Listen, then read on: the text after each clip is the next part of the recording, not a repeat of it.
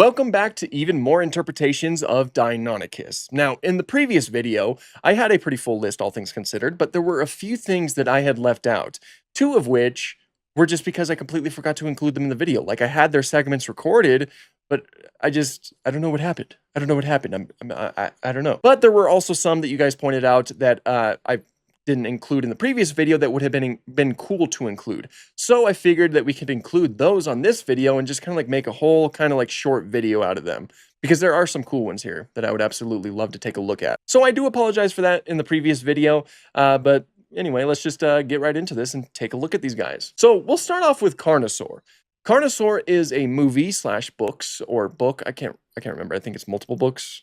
No, I think it's just a novel. There's a novel and a film. This is a novel and a movie that I am not familiar with. It's not one that I've ever read or watched, which it's been on my list for the longest time. I just definitely need to find the time to do that. But it does possess Deinonychus, and it looks like this. And I really like the way that it looks. I like this shot in particular. I mean, like, you can really see how detailed the scales are, the way that that head looks, the way that those claws look. I think everything looks really good in that aspect, and the colors are really cool too.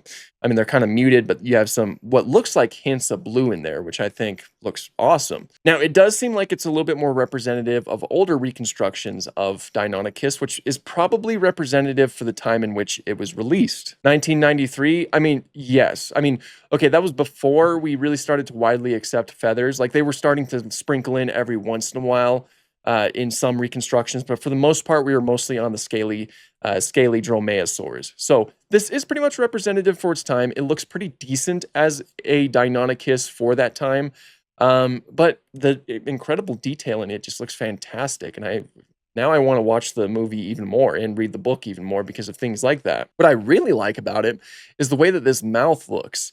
The mouth looks very similar to moderner lizard mouths in the way that those, like, there's just a lot of gums situated within those teeth. You know, like, if you've ever seen like a Komodo dragon open up its mouth, it looks very similar to that. Of course, dinosaurs were not lizards, so it's hard to say if their mouths would have looked something like that. I mean, honestly, it is possible that they did. Even if it wasn't possible, which is something I'm not too knowledgeable on, it still looks really cool here, even if it is just stylistically. So that's one thing I wanted to point out. And it looks like it has a little bit of a crest up here too, which is really awesome. So I think this is a fantastic start to this second list. Then after that is another project that I am not too familiar with. That is Dino Riders. So it seems like it is a TV series as well as some toys that go along with the TV series.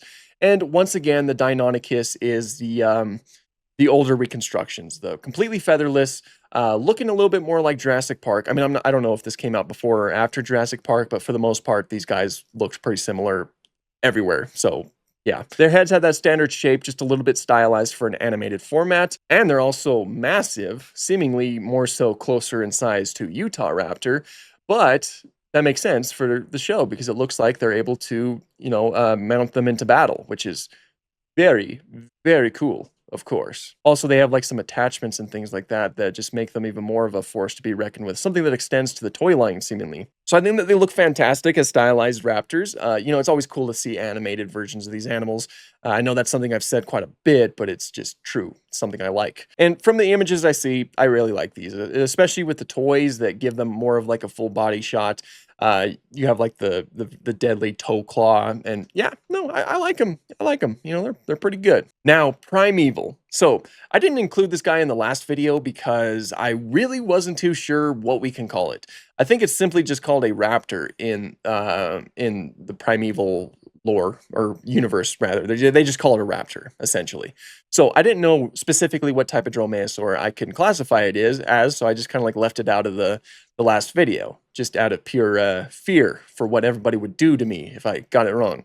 But I had a lot of people commenting saying, hey, you missed the one from Primeval. So I'm just including it. I'm including it now. Generally speaking, it does seem like it has the typical build of a Deinonychus, especially for the time. You have like a little bit more of a triangular skull, which is, of course, outdated now. But I think for the time that was a little bit more accurate. The colors also look really cool, and the quality of animation I think is fantastic. I also believe that it's absolutely massive, you know, which wasn't too accurate for Deinonychus, but as like a fear thing, as like a force to be reckoned with, I think that this is really cool, especially with those kind of like spikes or quills that it has going on. It gives it like a really interesting looking silhouette and kind of gives it a gnarly looking appearance, something that you would certainly be afraid to run into.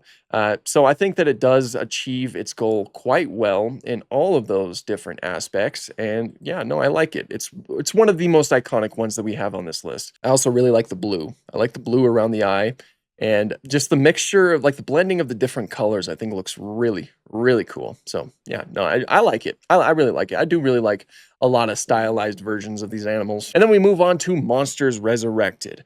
So this one, I think we've gotten to the point in time in history, in our history, where we started to apply feathers to dromaeosaurs, which means that these guys probably should be feathered, and they're not. They're completely naked. But in terms of the skeletal structure and everything, it looks pretty good as Deinonychus, and those colors are really cool. They do remind me of a lot of different reptiles, really. Like they have that whole reptile look about them. So all around, I think that if feathers were included on this model, I think it would have looked a lot better. But you know, it's just the quality of the CGI seems to be pretty good too. And I have no idea how I forgot this one because I like Monsters Resurrected is a show that I used to watch. So you would think that it would be on my mind, but I forgot about it. Okay, so I decided to re-record the Path of Titans segment, the one that I forgot to add onto to the original video, because they of course released the new model, which it's only fair to look at it from their most recent interpretation. And I love it. I love it. It looks really good. This whole skeletal structure seems pretty spot on, all things considered. The feathering is pretty good, which was true for the old model as well. The way that the feathers cover the hands and that tail fan looks really good. Really good sounds too. You get Anteropus, you get Aperonus, and you get Jaensis. And what these do are like add some different types of feathers onto it, and they all look really good. They all look really good. And I still do really like the animations. Look at that. Look at the way it kind of like flaps its arms. That is so fluid. That is so cool. I'm always impressed with Path of Titans. I think that generally speaking, they do really good with their creature designs, and this is another good example. Wah! Wah! I'm having a fun time right now. And also, some of the different colors you can give them look really cool. I like this one because I like blue. And yeah, huge fan of it. Awesome job, Path of Titans. Okay, so I'm playing Prior Extinction to like actually look at the model in game. This is the first time I managed to do that, and you know, I just wanted to show this off real quick. I'm gonna try to grow it first. But look at the baby. Look at this baby. This baby's adorable. Very good job on the baby. Like, everything looks really good. I'm excited to see how it looks like when it's fully grown. Okay, now here is its handsome grown self. This is very good. This is very good. I mean, I'm always like, I'm continually impressed by the way that Prior Extinction looks with their dinosaur models. I think there's so much attention to detail. The dinosaurs all look absolutely amazing. This is definitely one of the best Deinonychus that we've seen. It's got the proper type of feathering. The texturing of the feathering looks really cool. Those sickle claws on its toes, you know, those on each foot looks really good. The feathers on that guy just popped in, but the feathers on the hands look great. I love the way that the tail fan looks and the movements as I get stuck in a tree. But the movements are really good too. It's just everything about it is just really good. And it seems like I finally got everything figured out with Prior Extinction. So we should be seeing it like actual gameplay stuff for it when it comes to these videos. Hello, Deinonychus brother. I don't know how to jump or anything. I don't know how this works on console. Or if it does at all. But no, seriously, hats off to them. This looks very good.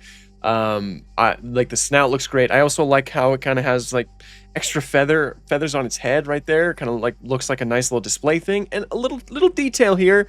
I like how his head kind of tilts a little bit when he's just kind of like sitting there idle. It's like very bird-like. Of course, dromaeosaurs are very bird-like in essence. So having things like that certainly do make sense, and I love it. I appreciate it. I think it's very good. So this is one of my favorites. I think it's really good. Now, Paleopines is one that I recorded for the previous video. I had the footage. I had it recorded. but I can't find it. I can't find it to save my life. So I must have accidentally deleted it or something. I have no idea. Um, but if I did delete it, that would explain why it wasn't included in the previous video. So I apologize.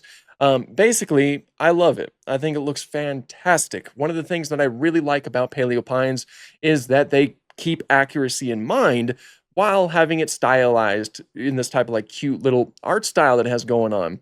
But it has all of the attributes that the real animal had, like full feathering, the proper type of feathering, the type that ends at the snout and that covers the hand almost completely, as well as the likely tail fan, which is, I don't think, no, I did mention the tail fan before, but yeah, the tail fan looks really good.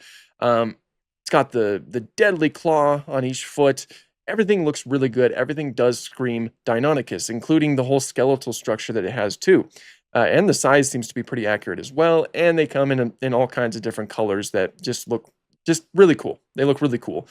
So this is a really good one, and I think it's a good one to kind of wrap up this second part of the list. So those are some that I did not include in the previous video, and it's kind of unfortunate because at the very least, the ones that I was planning to include are some of my favorites. Like the Pathotines one was really good, but of course, I mean they did update it like the day that I posted that last video, so I guess that kind of works out, all things considered. So I was able to look at the new model now, but I don't know. But the Paleopines one looks really good, and the prior extinction one looks fantastic. I'm glad that I looked at that one, and I'm hoping I can look at that one a little bit more. I think I'm finally figuring out how that game works, so I think I can incorporate it to these videos a little bit more. Regardless, I will say the same exact announcement that I said in the previous video. My wife and I are working on a Patreon. I have no idea when it'll come out, but expect to see that sometime in the future. So if you want to support us and help me make better videos, all things considered, then like kind of keep that in the back of your mind saying, hey, this is something the Dino guy's working on.